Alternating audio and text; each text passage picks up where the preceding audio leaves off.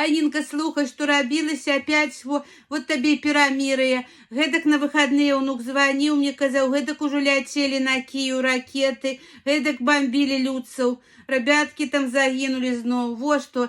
Трамп сказал, Путин сошел с ума. Вот. Хай бы ён у Киев злётаў. Так что он сегодня казал, завтра забудется. Сегодня одно кажешь, завтра другое будет казать. Слухай. А гэты слухай, что российские, казал унук, что самолеты правительственные покинули Москву. И они утекали на самолеты. Сраки свои спасали. Да, что правительство вылетело, да. А вы, дурницы, гэтыя, гибнете, ну. Ну, побоялись за себя, за людей, не побоялись, что ответочка будет. Сели и уполетели. А кто ж про людей думает? Никто. А гэтые дурни идут воевать, жизнь за их отдают. Тьфу, дурные якія. А ці знают украинцы, куды они полетели, а? Не знают, полно будут...